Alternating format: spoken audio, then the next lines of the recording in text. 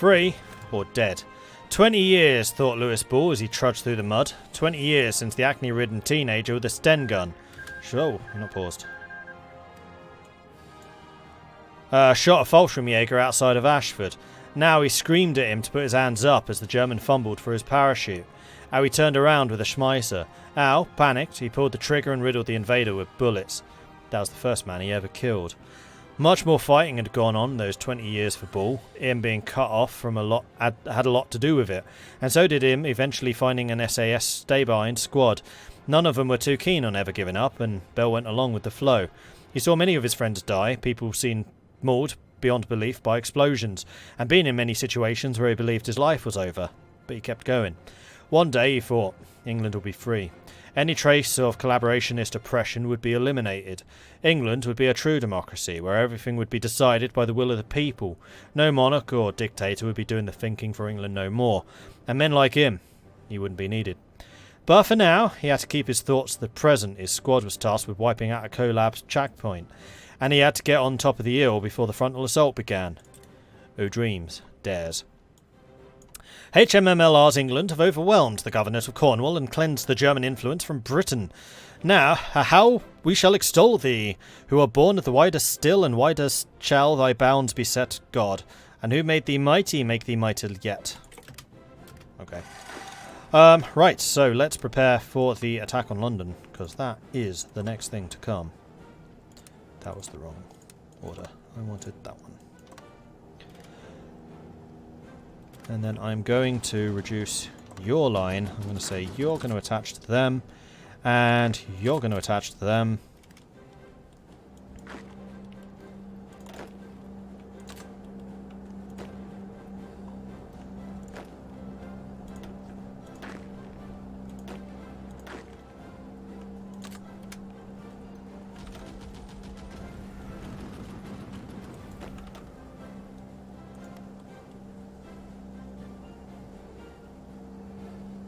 So what I'm doing here is I'm putting the actual infantry units in for this main attack, then using the militia to just hold the north.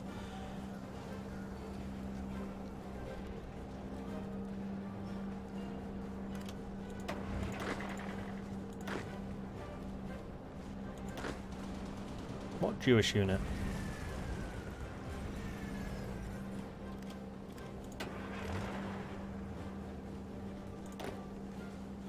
I haven't seen any elite units. I've seen green units. I've seen units that I missed in putting into that one.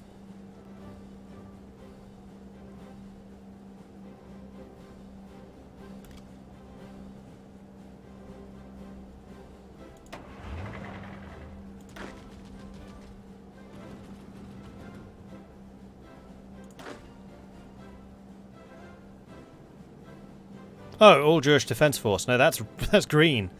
They're the least They're the least trained.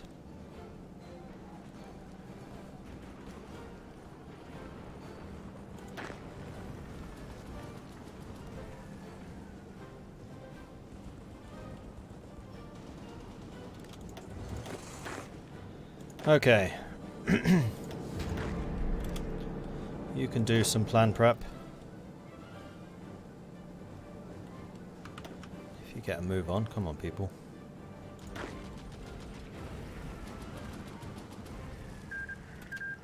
Rezat Mashkowski Resnowski Polsky was defeated. Sorry, Poland. You lot not have any orders? Oh, that would explain why you've never been getting any planning prep.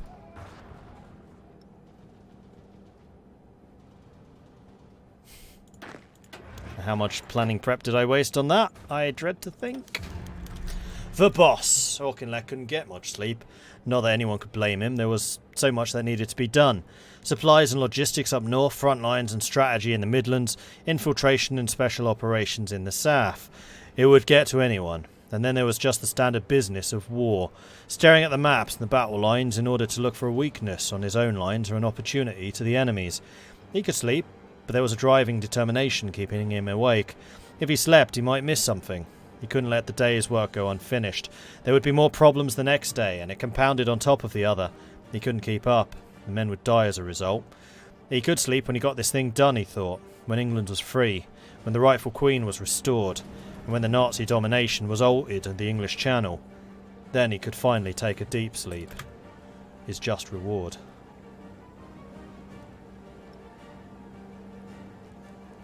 Just need a little bit more power, and then we're just going to launch their massive all-out offensive. And just crush them!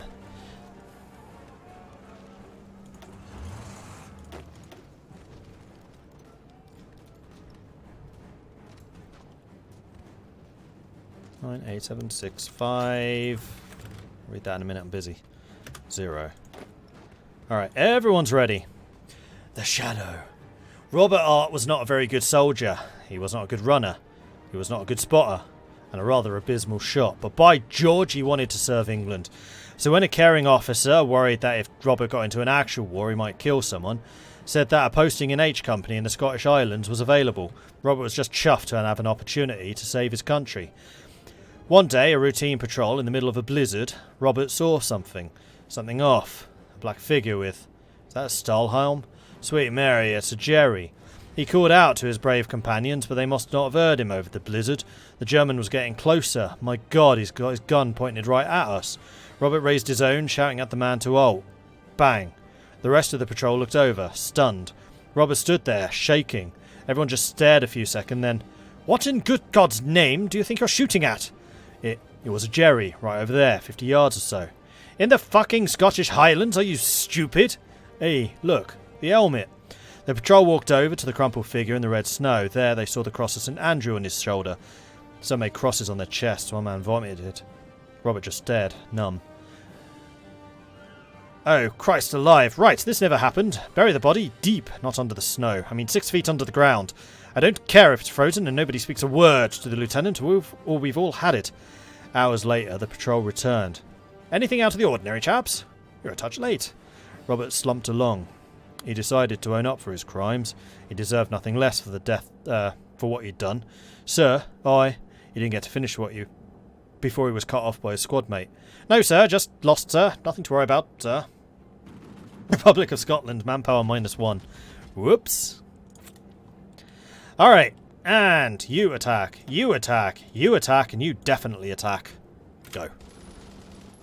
And so it begins.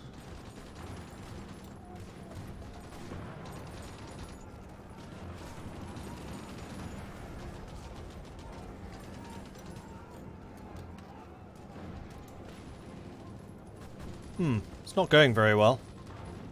Except in the south, where I need it to go well. Mostly it's a pinning action.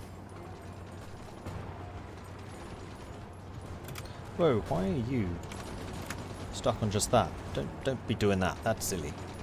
Come on, people! You're better than this. See, they're moving people to support London. You militia units haven't really done your job, have you? No, sir. No, sir. Is anyone moving to either of these? Because that would seem to me to be a very good idea. Just saying.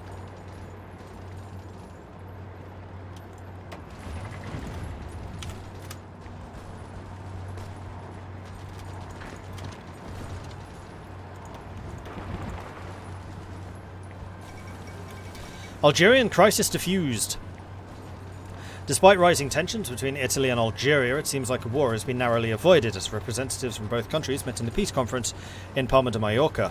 There, a new plan was drafted to create a joint occupation regime in the North African country, effectively turning it into an Italian-Iberian condominium with Masali Haj, known campaigner for peace in Algeria, as its nominal head. Despite being painted as a way to preserve peace, the Algerian mandate is a very controversial solution to the crisis, as many in the FLN consider it a thinly veiled act of imperialism, and Pied Noir and other European settlers lament that the new mandate will not protect them from native terrorism. Still, the peace seems to hold, for now, most likely kept together by the lucrative oil deals and that have just been approved between Iberia and Italy. At least nobody's shooting at each other now. This whole Iberian thing so far is very familiar. Very, very, very familiar.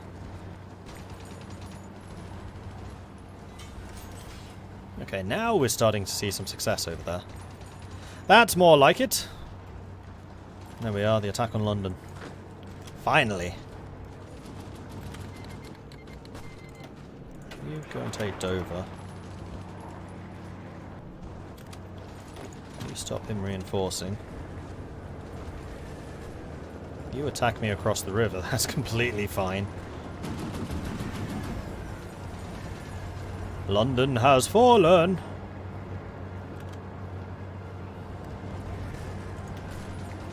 Oh man, they are so close.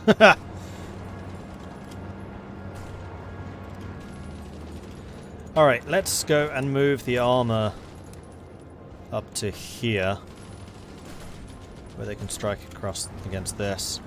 And then let's have you move up to there, you move to there, and then you lot, given orders to attack this, go. I mean, the main thing you need to do is just make sure we don't lose London. That's it. That's your job.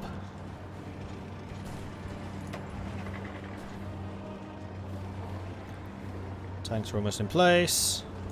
I'm going to say as soon as you arrive, go. Put on the pressure. There's Nottingham. Leicester will be next, unless we win. There's Leicester. Nope, still 95%. Okay. In that case, let's bring the tanks over here to Cambridge. Have you attack like this. And you lot attack like this. No.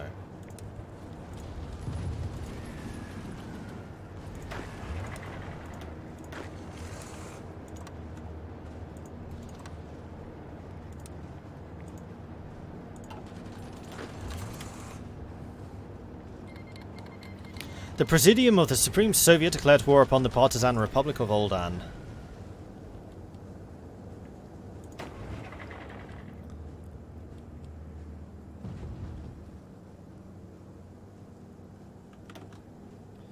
Come on, people. Get into position. We'll recover your organization quickly enough.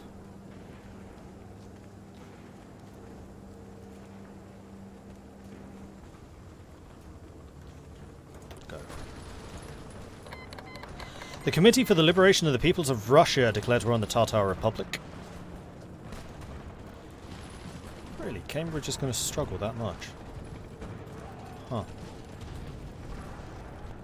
How are the losses looking? They've lost 65,000, we've lost 24,000. Okay. I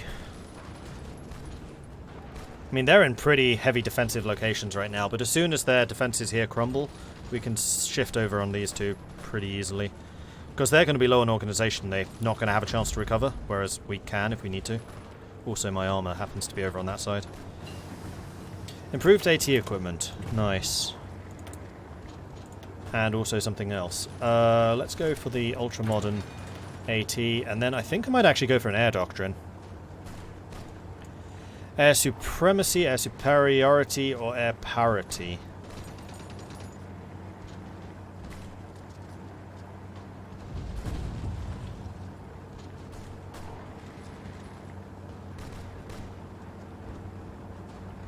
I think probably air supremacy.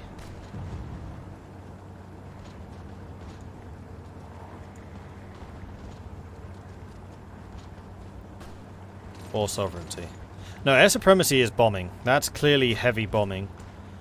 Interception, air superiority, air detection, defense, interceptors, fighters, interception, air ground support, hephalopters, max speed and agility, interception, air superiority, close air support attack. Those attack bombers. Attack bombers aren't really what I'm after. Maybe it is air parity. Close air support, air superiority. Close air support. Hephalopters. Ground support. Ground attack. Ground attack.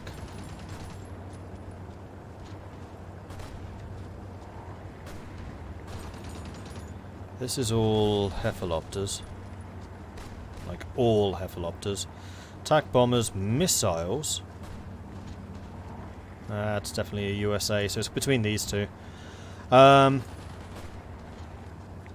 Ground support, helicopters, air support, mission efficiency, close air support attack, interception, airspeed, interception, attack bombers, so definitely not those. Definitely not those. I'm thinking probably this path, or...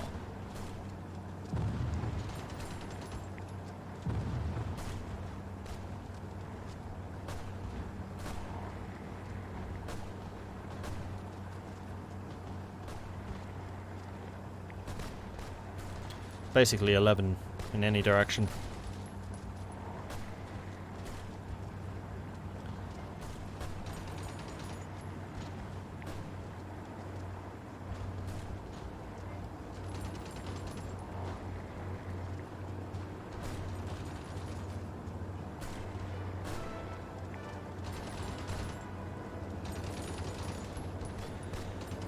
I mean, those are all helicopter. I don't know. I mean, we are going to need air superiority in order to do the ground support stuff. This feels like there's a lot of emphasis on helicopters, though. Attack bombers, strat bombing, naval bombing. Attack bombing, ASW Heffalopters. Multi-role.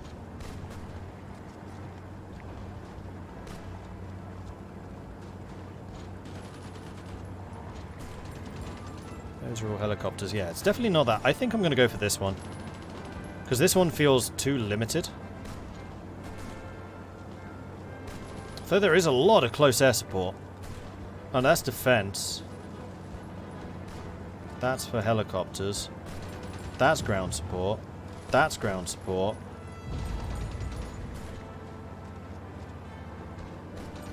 So that's 5, 10, 25,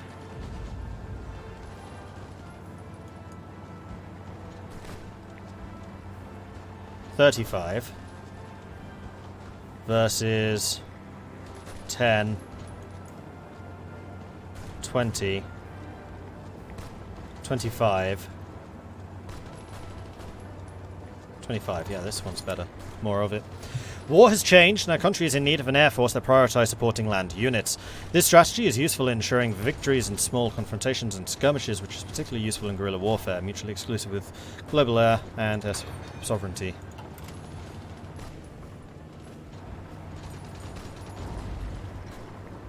Now we're green bubbles everywhere.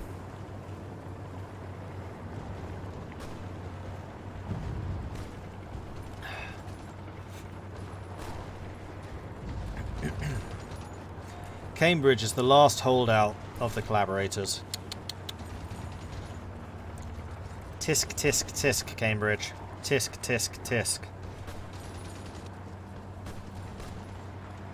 Also, I love the fact that my debt's just been completely wiped.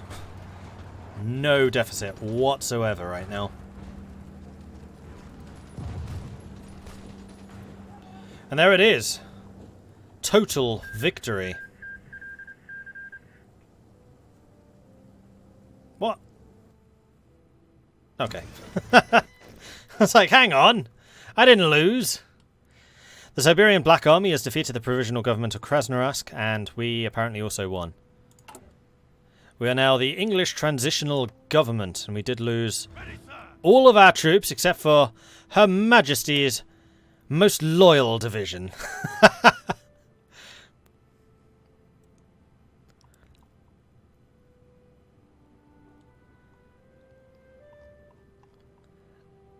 Which is actually a very, very strong unit. And we got the Navy back! Aw, lovely. And the Air Force? We have an Air Force. I guess it's the remnants of what we were just using, yeah, basically. There was not a lot left.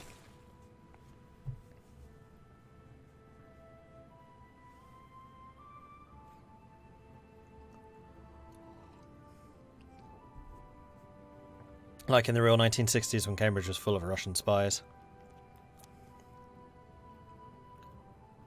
Oh, no, we're back in debt again. We are back in so much debt. Oh, no. After that celebration. At least we're a democracy, probably. We're a mixture of different things, that's for sure. Crikey. And Auchinleck is in charge. Patience is a virtue. Nobody remembers the man who strikes and fails. Nobody remembers because he dies ignominiously and without note. Claude Auchinleck was forced to internalise this lesson during his last stand at Carlisle, holding with a few thousand militia and what scattered infantry he could scrape together whilst the rest of the British generalship either fled or surrendered. He realised in that shelled-out surrounded city that if he died there, nothing would be gained and all hope for Britain might be lost. So he surrendered, pretended to find an aptitude for politics and joined the royal party as an MP, loyally supporting the new government. All the while, he began creating the most organised rebel group that England has ever seen, Her Majesty's Most Loyal Resistance, an alliance that, despite its name, was dedicated solely to the expulsion of the German occupier and the collaborationist puppets from England, free elections and the restoration of democracy at all costs. Unlike many early groups, the HMMLR made no distinction in ideology other than an opposition to fascism and recruited any and all willing to join the cause. The half-communist left resistance in Bill Alexander, the ultra-militant commandos of David Stirling, and a dozen other notorious bands of outlaws and freedom fighters swore loyalty to Auchinleck, the boss. And whilst the shadow head of the HMMLR was hunted far and wide, nobody suspected the mild MP from Newcastle, who was well past 70 years old. But now, HMMLR's time has come. They rise in a rebellion to overthrow the government, and Auchinleck stands revealed to the world as their leader. Come death or glory, here shall be a tale remembered forever. A forgotten word. England. Freedom. A word that the former traitor government would rather prefer to have been unmentioned for the rest of time. Freedom is not simply a word, however, it is a state of mind, one that pushes the greatest of men into actions considered impossible. Monarchists and communists, soldiers and labourers, and churchmen all worked together not because of force or fear. They fought as one because they would rather die free than live oppressed under the traitor's boots. HMMLR is victorious, and England is now free of the rule of those who betrayed it to the fascists decades ago. We have won. And from Dover to Carlisle, it is the banner of the free England which flies. We did not do this for personal glory, but so that the children born in this land will never again have to witness the jackboot of the Reich. We get from the event from the Ash. Unassigned division. Ah, yes, we do. Her Majesty's Most Loyal Division needs... No, we don't actually have any... I can't create armies. I think I need to reload.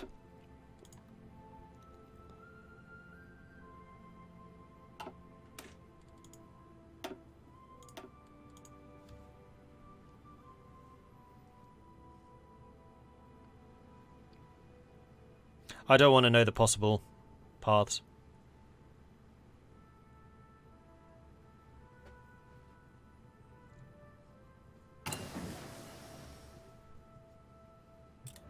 There we go.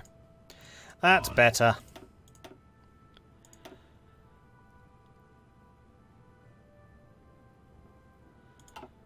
So, old Davy boy can be in charge of the army, seeing as he did such a stellar job of winning. Oh, but he has no experience. I don't think any of the generals accrued any from that. Oh no, that's not true. They did. And then Richard Macready was the tank commander, wasn't he? Or was Bray? No, Bray was. Yeah, it was Bray. Cool. And then we have the Navy, which we'll group together and sort out if we need to. Bruce Fraser and Fred Koopman. Ooh, he's bold. Fred Koopman's really good. Impressive. Alright, so... turning off all production, because that will save us some money. I'm hoping that our massive expenditure is gone. Yeah, other expenditures is just completely gone. So we are earning a surplus, 2.6 billion a year. We're going to drop military spending. We're going to keep civilian spending. We have liquid reserves of 97 million. So we'll use that to pay off some of the debt.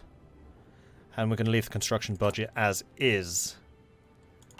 What is my construction budget? It is currently...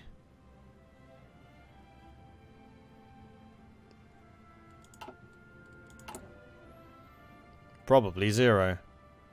69% usage. 20% utilization, so no, it's not 0. So we could kickstart our industry by increasing construction budget, and we probably should, so that we can get some of those civilian factories going.